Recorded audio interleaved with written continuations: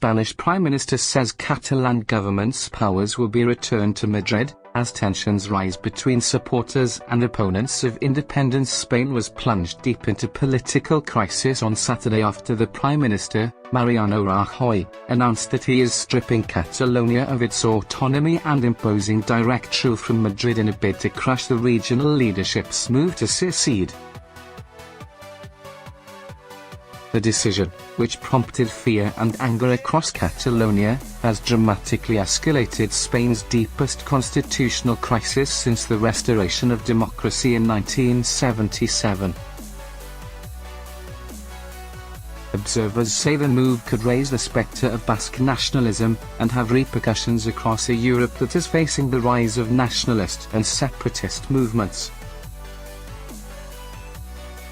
Following an emergency cabinet meeting Saturday morning, Rajoy said he was invoking Article 155 of the Constitution to restore the rule of law, coexistence and the economic recovery, and to ensure that elections could be held in normal circumstances. Pending almost certain approval in the Senate on Friday, direct rule will be imposed as of next weekend. Citing the Catalan government's conscious and systematic rebellion and disobedience, Rajoy said Carles Puigdemont's government would be stripped of its powers and its functions would be assumed by the relevant ministries in Madrid.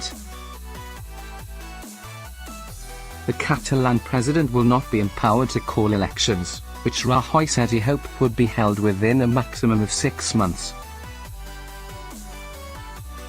"We are not ending Catalan autonomy, but we are relieving of their duties those who have acted outside the law," Rajoy said.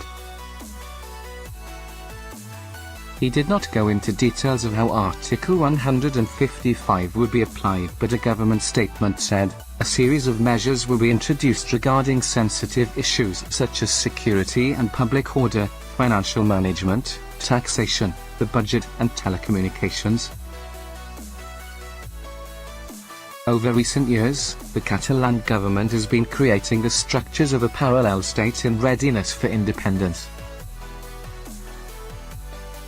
It has expanded the Inland Revenue Department, as well as other parts of the regional administration, and has established embassies in a number of foreign capitals. Under Article 155, it is likely that all of this will be dismantled. Catalan Vice President Oriol Junqueras accused the government of totalitarianism, while a spokesman for the left-wing Podemos party claimed that Rajoy wanted to humiliate Catalonia. Barcelona's Mayor Ada Colau called the move an attack on everyone's rights and freedoms. Rajoy has the support of most of the opposition, King Felipe and the EU, whose leaders gave him their backing at Friday's Council of Europe meeting. Pablo Echenique, a spokesman for Podemos, tweeted, "The most corrupt party in Europe, which has 8.5% of the vote in Catalonia and is going to govern it. A terrible day for any Democrat." On Friday, Felipe, who already faces criticism for his apparently partisan support of the government over the illegal Catalan referendum, said, "Spain has to confront the unacceptable attempt at secession by a part of the national territory." Recent government actions, the police violence on the 1st of October aimed at thwarting the regional referendum on independence, the jailing of the leaders of the two main pro-independence organizations, the threat to imprison the popular Catalan chief of police, and now Article 155, all serve to reinforce the secessionists' narrative of repression and colonization at the hands of an undemocratic and anti-Catalan Spanish regime. Nevertheless, Rajoy put the blame on Puigdemont, saying he lacked the stature to deal with the situation. This would probably never have happened if a different person with similar ideas had been in charge. But this is what happens when you put yourself in the hands of radicals, he said, a reference to the anti-capitalist CUP party that props up the centre-right Catalan government.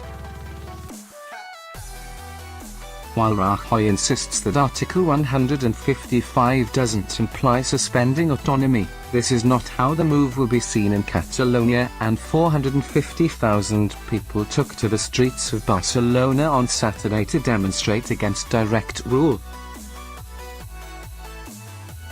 Puigdemont and other members of his government attended the rally amid fears that the hitherto peaceful movement could turn violent. Direct rule is a recipe for civil disobedience and hugely increases the scope for conflict. The thousands of Spanish civil guards and national police who were drafted in for the referendum are still stationed in Catalonia.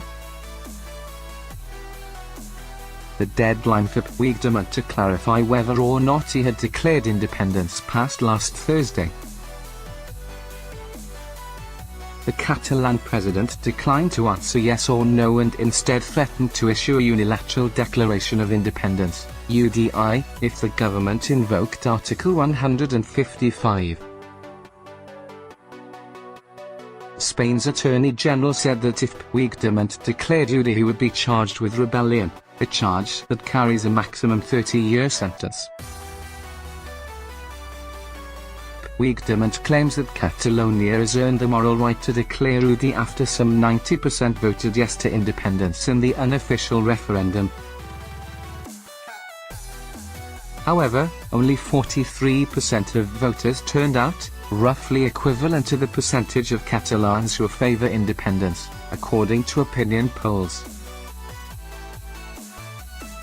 There is still time for Puigdemont to call an election, in which case Article 155 would be suspended, so long as he also disavows UDI. A poll published in El Periódico newspaper on Saturday showed there is 68% support for fresh elections. However, his PTCAT party has not benefited from the independence push and continues to slump in opinion polls. Junqueras said, "We're not here to hold elections again just so we can have the same mandate we've already got." Article 155 has never been invoked and the decision could trigger the unraveling of the 1978 constitution that established the 17 autonomous communities that make up Spain. The constitution was devised specifically to accommodate Basque and Catalan national aspirations.